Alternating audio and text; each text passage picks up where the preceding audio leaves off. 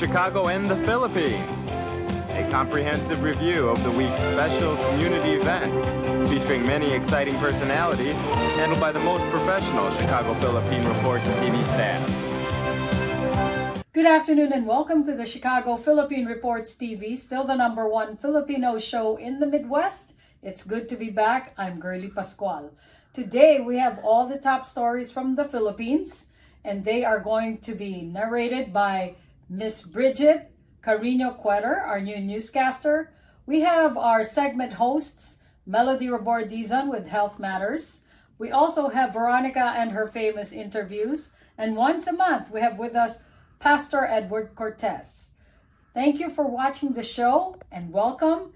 And we'd like to feature our birthday celebrants later on after this word from our sponsors.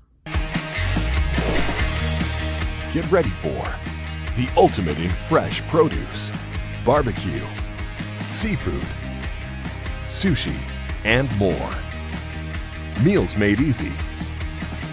Kimchi with wow. Our dishes make you a star. H-Mart.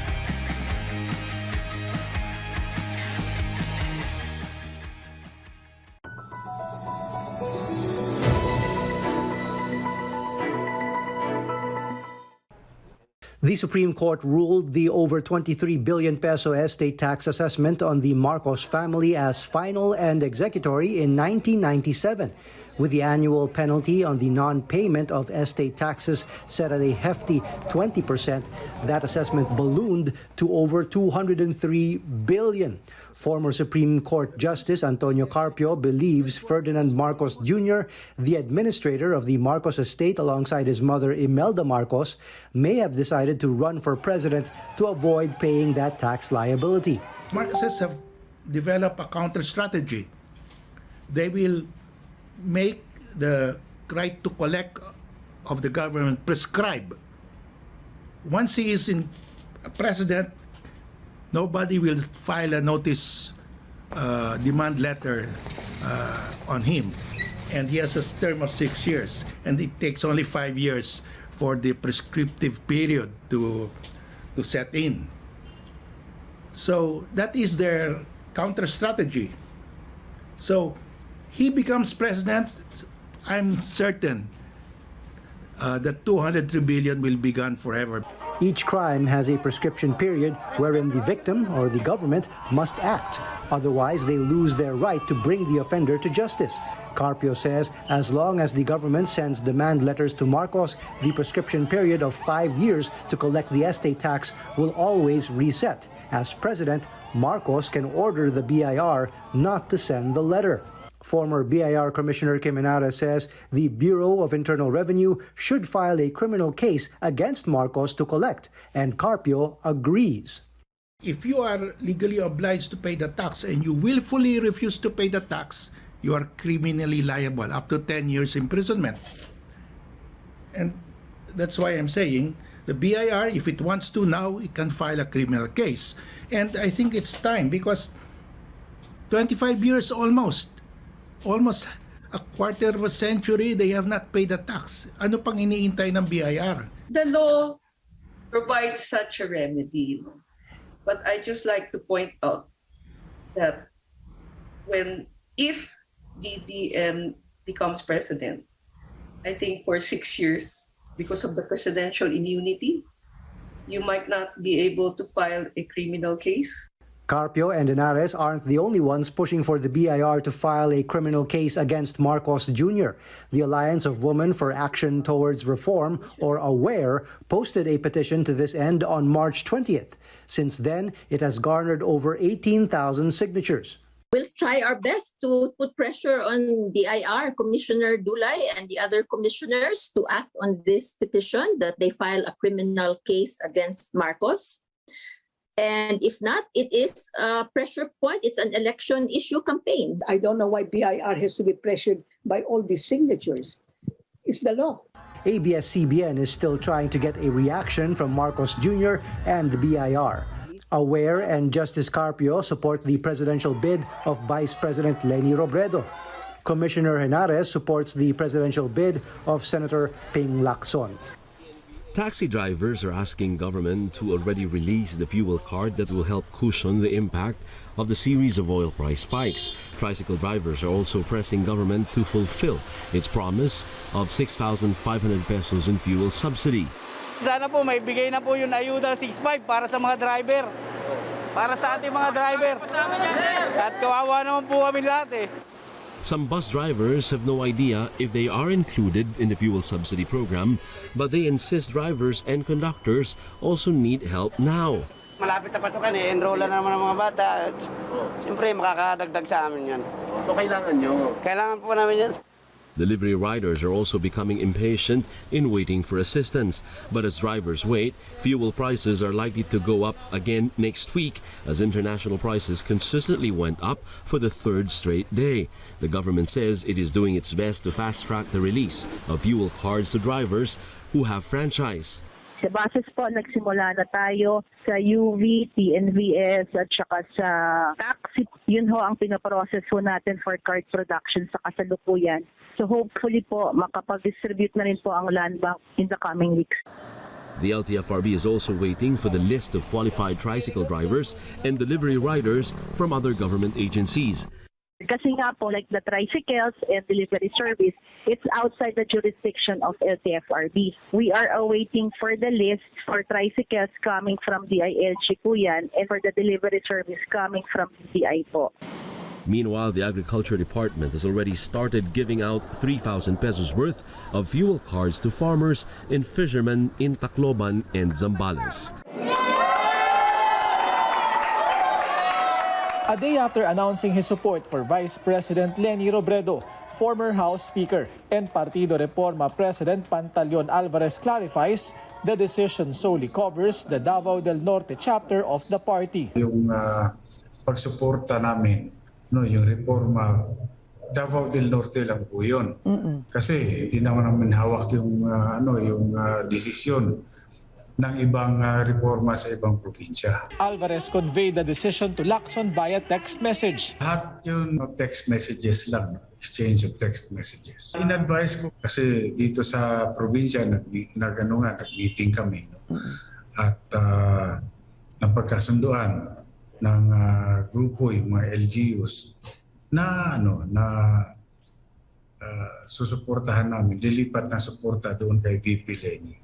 Alvarez cited survey results as a basis for the decision, but Lacson says the decision was about the issue of campaign expenses for local candidates. He claims the camp of Alvarez asked for 800 million pesos in additional funding, which Lacson said he could not produce. Alvarez denied this, saying the money was intended for election watchers. A party he says needs 2 watchers per precinct for 2 shifts in a day. Robredo spokesperson lawyer Barry Gutierrez for his part says they do not have that amount to give away. Lacson earlier revealed the party has long abandoned him. Matagal na nila ako in-abandon. Noong nag-start yung campaign period, they were no longer present on the ground. Medyo matagal na ito, may mga insinuations na rin. No? I was just keeping it to myself. Pero may insinuations na, including kung sino yung kanilang gustong i-endorse. In a statement, Partido Reforma founder and Chairman Emeritus Renato De Villa admitted he was surprised by Thursday's developments. De Villa maintains he will stick it out with Lacson as an original endorser of the senator's candidacy for president. De Villa also urged supporters to stay with Lacson and not leave him behind. Members of the Marcos clan seek to maintain power up north. Sandro Marcos, the son of presidential candidate Ferdinand Bongbong Marcos Jr., is running for congressman in the 1st District of Ilocos Norte. Matthew Marcos Manotoc, the son of Senator Amy Marcos, is seeking re-election as Ilocos Norte governor. Incumbent Vice Governor Cecilia Araneta Marcos is also running for a 2nd term. Incumbent Lawag City Mayor Michael Marcos Quion, a cousin of Bongbong Marcos, is also seeking re-election. In Batangas, the first day of the campaign period is also the birthday of incumbent Governor Hermilando Dodo Mandanas, who is seeking re-election. His rival, Prudencion Gutierrez, is a former mayor of Padre Garcia Town. Police checkpoints have been set up in various parts of the province. About a dozen areas there have been designated as areas of concern. Over in Cavite, Governor John Vic Remulla is seeking another term. He says most of the political clans have agreed to seek local posts unopposed. All the political families are actually one. Wala ng laban-laban dito. Nagkaisa na kami ng layunin namin para sa Cavite. Nagkasundo na kami. Kaya dito talaga peaceful na ang elections. Incumbent Cebu City Mayor Michael Rama went to the Cebu Metropolitan Cathedral on the first day of the campaign period for local elections. His rival, independent candidate Councilor Dave Tumulak, also attended a Thanksgiving mass and distributed face masks. He says his supporters give him strength. Meanwhile, Bando Osmeña Pundo Kauswagan started their campaign at the Archdiocesan Shrine of Our Lady of Guadalupe. Former Cebu City Mayor Tomas Osmeña's wife, Margot, is now the party's standard bearer. Team Giani in Cotabato City also held a motorcade with incumbent Mayor Cynthia Giani, who is gunning again for the position, with her partner, Vice Mayor Graham Nazir Dumama. Mayoral candidate Butch Matabalao of the United Bangsamoro Justice Party also had a motorcade along with vice mayoral candidate and current councilor Butch Abu, who is the son of former MILF Vice Chair for Political Affairs Ghazali Jaafar. In Pampanga, Governor Dennis Pineda kicks off his re-election campaign in Lubao Municipality. Pakiusap ko lang ho, iwasan natin ang gulo dito sa campaign period na to. His opponent, Engineer Danilo Bailon, kicked off the campaign in his bailiwick, the town of Candaba. The Biden administration announced on Thursday that the United States plans to accept up to 100,000 Ukrainians fleeing Russia's invasion, while also pledging $1 billion in new humanitarian aid. This news comes after a month of bombardments touched off Europe's fastest-moving refugee crisis since the end of World War II, and coincides with U.S. President Joe Biden's meeting with European leaders in Brussels to coordinate the Western response to the crisis. This is not something that Poland or Romania or Germany should carry on their own. This is an international responsibility. The United States as a leader, one of the leaders in the international community, has an obligation to be engaged and do all we can to ease the suffering and pain of innocent women and children and men, for that matter, throughout Ukraine, and those who have made it across the border. So far, more than 3.5 million people have fled Ukraine since Russia invaded on February 24th, putting a strain on the neighboring European countries receiving them. As a result, U.S. lawmakers and advocates have urged Biden to do more to help those seeking refuge in the United States. The Biden administration said in a statement it would use the full range of legal pathways to bring Ukrainians to the United States, including the U.S. Refugee Resettlement Program. The current effort to allow more Ukrainians into the United States is part of a broader series of aid measures announced by the Biden administration on Thursday, including $1 billion in new funding toward humanitarian assistance to support people still in Ukraine and those affected by the global impacts of Russia's war, which Russia calls a special military operation. The Biden administration will launch a new democracy and human rights program that aims to provide at least $320 million in new funding to defend human rights in Ukraine and neighboring countries. Today, once again, the world stood united. It stood united in the face of President Putin's unjustified and unprovoked invasion of Ukraine. Together, a strong majority of UN member states made clear that Russia bears sole responsibility for the grave humanitarian crisis and violence in Ukraine. Together, we called for the protection of all civilians fleeing the conflict and for steps to mitigate the increase in food insecurity caused by this senseless war. And together, we reaffirmed the UN Charter. This is the future. Forget what you know about currency, commerce, investment. The age of Bitcoin is upon us. And now anyone, anywhere can turn cash into crypto with a coin flip ATM. Booyah. With low fees and 24/7 support, CoinFlip makes crypto so flippin' easy. Go to coinflip.tech to find an ATM near you. ViaTimes, vital news, vibrant views for the Filipino Asian communities in Chicago. ViaTimes for your most interesting and exciting reading and your party coverages. ViaTime has very interesting columnists. You name it, ViaTimes has it. Law, Filipino news, dentistry, immigration, humor, serious opinions, health, beauty, mysticism, Bata Corner, showbiz, and intelligently written editorials. Call ViaTimes at 773-866-0811.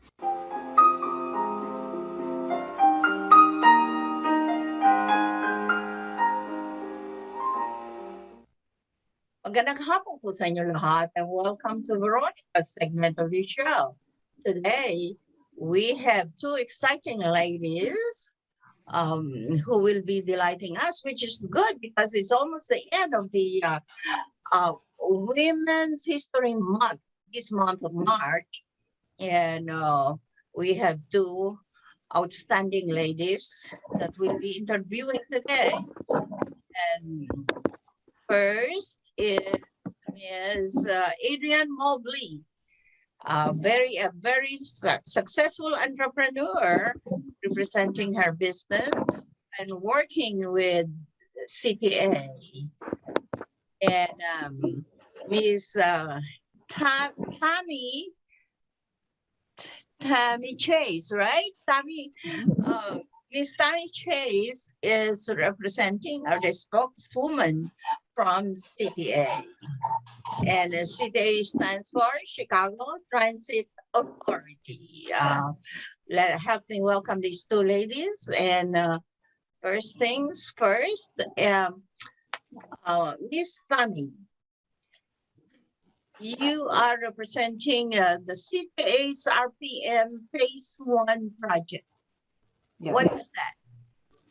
So this is the largest project in CTA history. It is $2.1 billion. And what we are doing is rebuilding a portion of the red and purple line track structures, as well as 4 red line stations. We started the work in 2019 and will be finished in 2025. And I just wanted to mention that we are rebuilding structure that is more than 100 years old.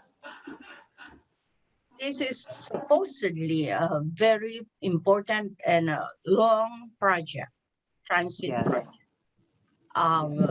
And you are somehow working with the emphasis of this project as working with diverse and representing the ethnic population in the South Side. And Ms. Mobley is here to talk about her business because she's the one who's dealing directly to you guys. And she's going to be talking about her business and what it does with RPM project. Welcome to our show. Ms. Mobley. Thank you. And can you please tell us about about your business? Aaron Wellness is a 100% minority DBE company. We're based in South Side of Chicago in Inglewood. We provide safety training, safety consulting services, maintenance of traffic, which includes setting up traffic detours, lane closures, barricades, and we provide flagging.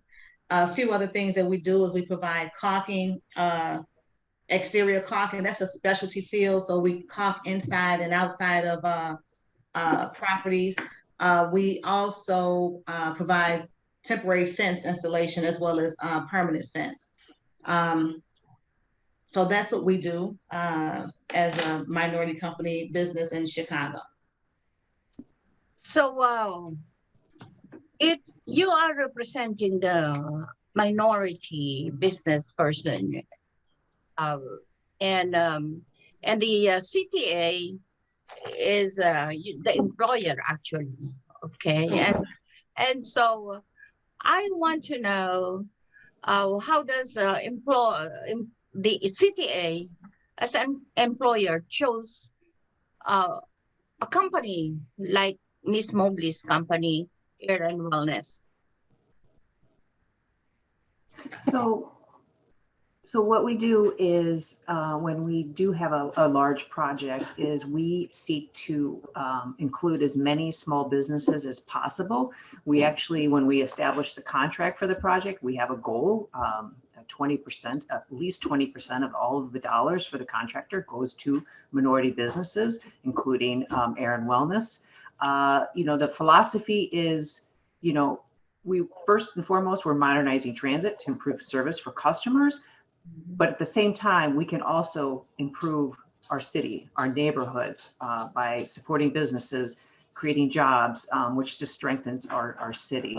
So in 2019, the CTA started what we called our Building Small Business Program. And we have since had 8 sessions of those. And basically businesses come to us and say, how can I grow my business or strengthen my business so I can participate in large contracts like CTA or city projects or other construction projects. So we work with them. We have experts who work with them to provide, financial advice or technical advice, or how to strengthen a balance sheet, or how to learn more about inventory control. All of the tools that small businesses need to sort of grow and participate in bigger projects. We were told, by many businesses over the years that sometimes bidding on large projects is very intimidating. It takes a lot of time, or maybe money, and they just felt like they couldn't come to the table. So we're trying to turn that around. So the emphasis is actually hiring some people who are really looking for jobs at like companies like CTA. So how many employees have you employed, Miss Mobley, so far for this project? I've had as many as 22 to 30. Depends on how the demand of the project. Sometimes if they need as many as 5 to 10 people out there for each shift, then I have to ramp up. So I've had as many as 22 to 30 employees for this particular project.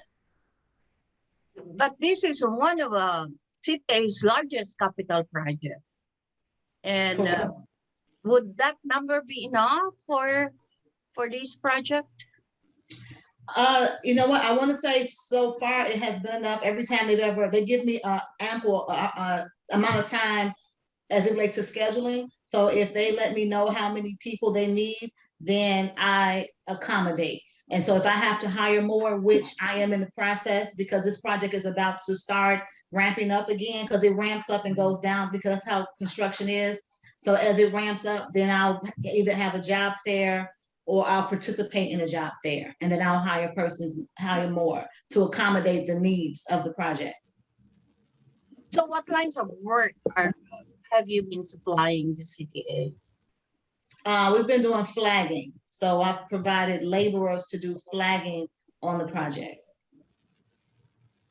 Okay, Miss Tammy, how does CTA select the minority that can work for certain projects like this, a large project? So there's a couple of ways we do that. At the beginning of the project, we had a lot of opportunity fairs, meetings, encouraging businesses to come get to know our project. We also launched the Building Small Business Program in 2019 that I mentioned a little bit earlier, to also get businesses, many of whom have never worked on a CTA project or other major, city or otherwise project before, to just get the process started, get the conversation started on what they need in order to be prepared to bid and ultimately get awarded contracts. So there's a few ways we do it. We advertise a lot of these on our CTA's LinkedIn account. So for people who are interested, you can, that's one resource, or our website as well. Now, I just wanted to add that Adrian's business provides a really important public safety service for CTA customers, as well as people who live and work in the neighborhood. When you have flaggers, those are the folks who are waving you through as you're driving or walking down a street where there's construction. And first and foremost, we want to keep everybody around the project safe. So with companies like Adrian are just invaluable to us. So, Adrian, for how long have you been working on this project with the CTA? Since March of 2020. Oh, in the midst of COVID. Oh, yes, definitely. It started right in the midst of COVID. Absolutely. So far, what problems have you faced in supplying the right labor to CTA? I want to say I haven't faced any problems supplying laborers because I have they let me know early enough what they need. And if I need more, then I will simply, my staff will tell people that we're looking for employees, if that makes sense. And then I will interview, have a job fair. I will put on one my own self in the Inglewood area, and people will come out and I will interview them, and then I'll provide training, and then we'll get them in the union and they get out there and work. So I've never once had a problem with staffing. We've always been able to provide the labor. As a successful entrepreneur dealing with a big company like CTA, what kind of qualities does your company possess, or you as an entrepreneur itself possesses, that some tips that you can give to our viewing audience? Okay, well, I think one is ask questions. So because this was my first large project ever, and I made sure I got acquainted with the diversity team, and I got acquainted with the people at Walsh, and I also knew Pablo. So if I had any questions, I asked them. And if I didn't know something, I made sure they were aware of it. So I just stayed, and I'm talking about staying in communication with everybody. If that was the accountant as it relates to invoicing, and because I wanted to make sure that I invoiced in the capacity that they would appreciate, I talked to them about that as well. And they offered assistance, to make sure that I was modern in how I did whatever, invoicing or whatever, just so we can be on the same page. We express training. So my company, we do training regularly to make sure that my staff is abreast on being great flaggers. They need to stay aware of skills, and if something goes on the site that we need to talk about, then we all talk about it so everybody can be aware of the possibilities of certain things happening. So we just try to stay sharp so we can be, so we can continually provide a great service. In the field of construction, do you think it is easy for women to really fit in the field of construction? I will go with yes and no. Yes, if you just are confident, you really want to do it. It's challenging because if you're new at it, and I was new at it, so I had to ask a lot of questions. I couldn't feel intimidated by asking what I didn't know. So, but just because I don't know it, don't mean I can't do it. So you still have to be confident that you can do the task. And for me, everyone has been helpful, and I think having the right attitude about it and not coming at it with a bad attitude or wrong and thinking you're the victim, and people are willing to help you. So I got help because I asked questions. So I don't think it's too difficult, if that makes sense. I just think it's doable if I can do it. So I don't think I'm special. Well, as long as it's doable. Yeah, yeah. Women can fit in anything if they want to. Absolutely. Right? Do it. Yeah. All right. Very good. Okay. Miss Tammy. Okay. What else can you say about the CTA RPM Project 1? So we work with dozens of contractors, including Adrian's company, and all the various businesses have different backgrounds and different specialties. There's a lot more work that I think than people realize. In a construction project, you can have contractors, of course, who help build the project. You have contractors like Adrian's, who's helping keep the public safe during construction. You have companies that do print our brochures for the public, or you have help put on public meetings, an event management company. I mean, there's a lot of work out there, and government needs partners and is looking to small businesses. The tide is shifting, if you will, and I think something that Adrian said resonated is building the relationships with diversity departments at government agencies, showing up for, when we can, outside of COVID, showing up actually at events, meeting people, exchanging business cards, staying in touch. For small businesses, you can't ask enough questions, right? I mean, you just keep going, and there are opportunities out there. And that's one of the things about working at CTA that's so exciting. We work with so many different businesses. Gotten to know a lot of great folks. So what is the special impact upon women-owned businesses? I know this might sound crazy. I'm a woman, and this is the first time I really had a business to this degree. I just think that the impact is making sure that whatever your mission, my mission is to help people in the South Side and people who are low income, West Side, whatever, get jobs, get great jobs, and be able to grow and be, work in their communities, or just keep positive income coming in.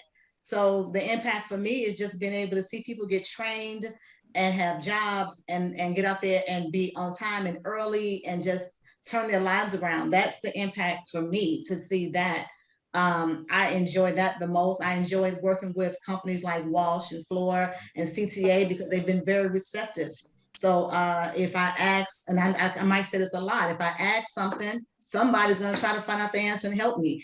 And so don't get me wrong, after they give me the answer, I still have to do the work to make sure that it happens. But I just feel like just being open to do whatever you need to do to make sure you're in a positive way, to make sure your company succeeds is the answer. Thank you. That's a good answer. Okay, one last question directed to you, Ms. Mobley. Adrian Mobley. So do you think you are helping our womanhood in the kind of work that you're doing or representing? I think so, because a lot of time women think when I put a job fair on, a lot of time they don't think that they have a place there, and to be able to show them that they do, like, you can do even more than just flagging, but you can start with flagging, you can start with labor kind of work, and once you see that you really can accommodate that, you can then have enough confidence to move on to some other skilled areas. So I think it does help. It helps build confidence, and once you're confident to do something, you can accommodate it or accomplish it. Okay, where do you think you're planning to go from here as a woman entrepreneur? Well, I want to provide some of the same services on more projects with CTA. I do also work on projects on other city projects, like with the airports. I just want to broaden the kind of projects that we have. And I currently we have like one woman foreman, so I kind of want to make sure that we have projects where I can put other, where we can grow our management staff, if that makes sense, with women. I hope that makes sense. So I just want to grow the company, because be out of work in Chicago city projects, but even more than that, we just want to get larger and handle more projects in different capacities of our scope of work. All right, very good. Ms. Tammy Chase, before we sign off, okay, what other projects that are helping the women-owned businesses does the CTA have right now, or are you having in the offing? So some of the big major projects that are coming in the future include work on the Blue Line, on the West Side Line, a lot of improvements to the tracks and stations there. as well as the Red Line extension. We're going to be extending the Red Line from 95th to 130th Street.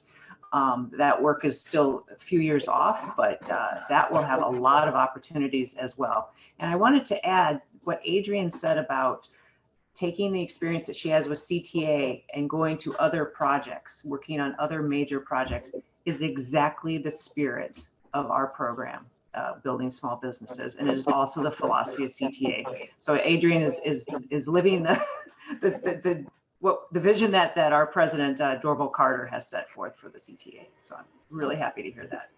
Great, wonderful, nice hearing about these wonderful projects, CTA projects that are giving work to many people out there. Most of these from guys or people from the south side of Chicago, and also you talking to ladies like you and this Women's History Month really make me feel good as it's almost the end of the month.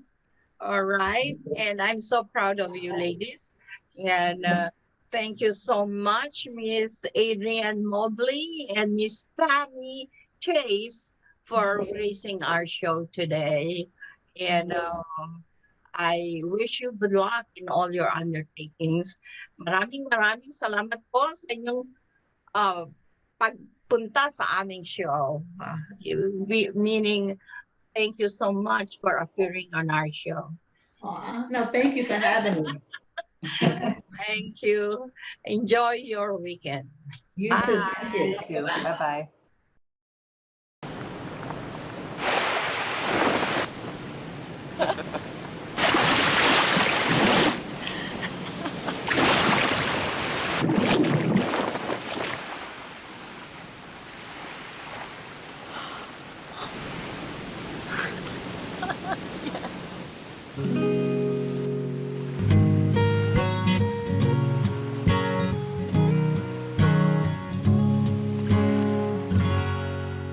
Hello, good day Cprtv viewers.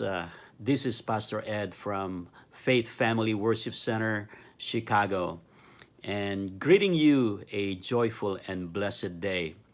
Today I'd like to read to you a very beautiful and powerful psalm.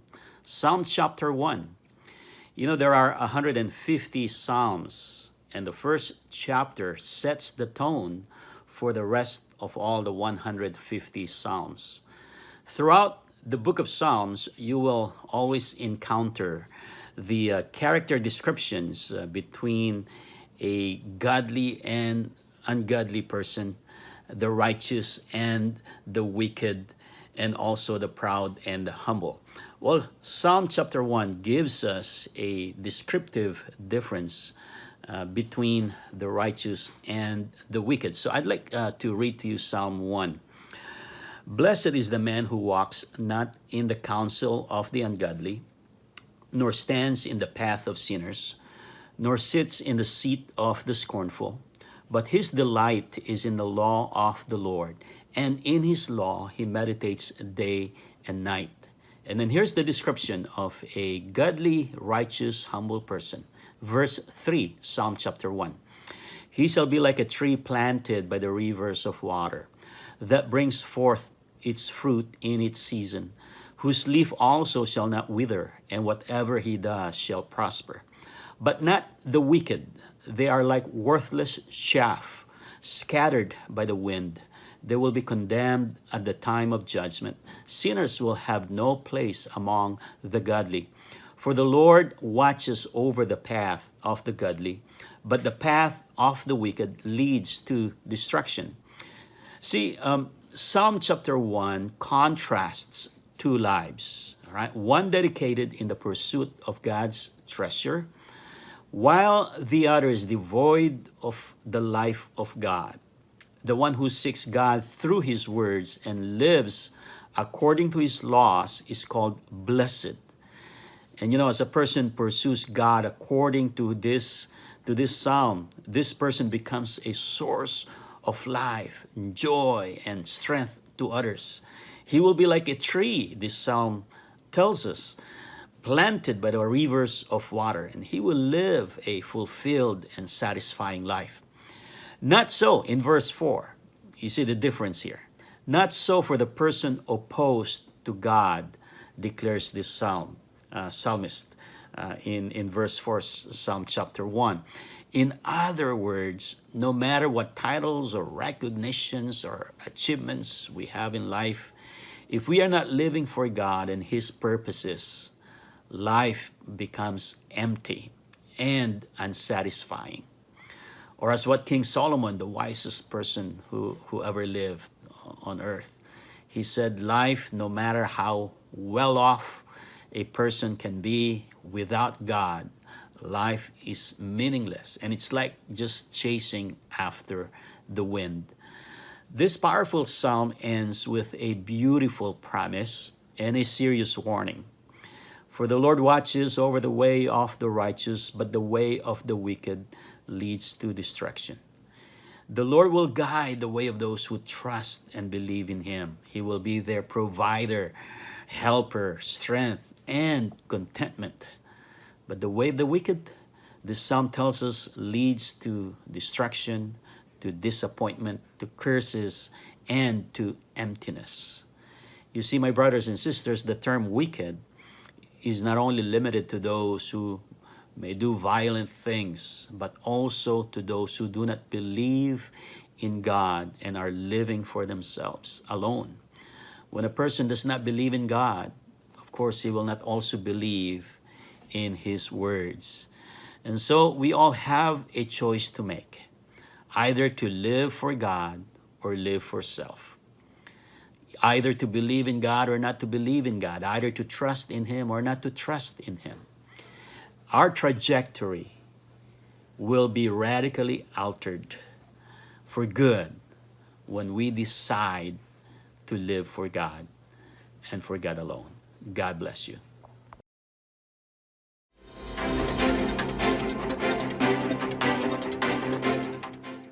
Good afternoon. This is Brigitte, Carino, Cueter, bringing you this week's local news from our community. The Commission on Filipinos Overseas presented recently 19 people with the Migration Advocacy and Media Awards for using various media to pay tribute to, chronicle the accomplishments of, or expose the sad plight of overseas Filipinos. In a simple, blended ceremony held on March 16, 2022, at the Manila Hotel, with some awardees participating via Zoom. The CFO also awarded the first winners of the Imigracion Songwriting Contest, a competition to celebrate overseas Filipinos and to produce music to call attention to migration issues. In his opening remarks, CFO Secretary and Chairperson Francisco Pia Costa said the MAN winners advocated for overseas Filipinos amid a global crisis. The composition of the recipients of the MAM Award, now on its 8th run for over a decade, was a reflection of the Filipino diaspora. They came from Japan, China, the United States, Switzerland, the United Kingdom, Canada, Hong Kong, United Arab Emirates, South Korea, and the Philippines. We're happy to say that the ViaTimes Newsmagazine, our sister media company, was honored to receive this prestigious award for Best Print Magazine in 2019. A new report shows that Illinois ranks 25th in the country in employment recovery, with unemployment down 85% from this time last year. The study conducted by Wallet Hub shows Illinois' job recovery post-pandemic and highlights how states are recovering in the job market. All 50 states were ranked 1 to 50 based on job recovery. South Carolina ranked at the top of the list with Iowa and Arizona, while New Mexico was at the bottom. Jill Gonzalez of Wallet Hub explained why Illinois has seen a decrease in unemployment claims. This means that the decreasing COVID-19 cases brought on a high number of new jobs and new workers, Gonzalez said. These are both signs that the pandemic's hold on the economy is also decreasing. Illinois has been a Democratic state when voting in elections over the past handful of elections. Gonzalez highlighted that factors into states' recovery. With an average ranking of 27 in the most recovered states, blue states had worse recovery from unemployment ranks than red, which ranked 25th on average, Gonzalez said. After a 2-year hiatus due to COVID-19, the 5th annual Blue Island Dragon Boat Festival returns June 4th at the MWRD SEPA Waterfall and Park in Blue Island. The festival includes practices, dragon boat races, music, food, drinks, and an awards ceremony and after party. We're ecstatic that the annual Blue Island Dragon Boat Festival has returned, said Jim Garrett, President and CEO for the Chicago Southland Convention and Visitors Bureau. Each team consists of 20 paddlers, 1 drummer, and a provided steersperson. The drummer sits in the bow, the front, of the boat, and beats a drum to keep the 20 paddlers in sync with one another. The steersperson stands in the stern, the back, and steers the boat with a 10-foot oar that acts as a rudder. The Illinois Department of Transportation announced that applications are now being accepted for grants to provide public transportation providers with paratransit vehicles. Municipalities and local governments, as well as nonprofit agencies providing specialized transportation to seniors or individuals with disabilities, are encouraged to apply. Public transportation is an essential service throughout the state, in rural, suburban, and urban communities, said Illinois Transportation Secretary Omar Osman. These grants and the paratransit vehicles they provide are an important part of our continued efforts to ensure everyone has safe, equitable access to the transportation they depend on. The deadline to apply is May 2. The Illinois Department of Human Services announced that it has awarded $4 million in grant funding to support the Certified Recovery Support Subspecialist CRSS Success Program. The CRSS Success Program prepares students for entry-level positions as behavioral health workers, specifically in the areas of mental health and substance abuse recovery. The program is administered through IDHS's Division of Mental Health and was created by the Cannabis Regulation and Tax Act, which Governor Pritzker signed into law in 2019 and is funded by adult use cannabis tax revenue. IDHS awarded CRSS Success Program grants to 11 post-secondary educational institutions across the state.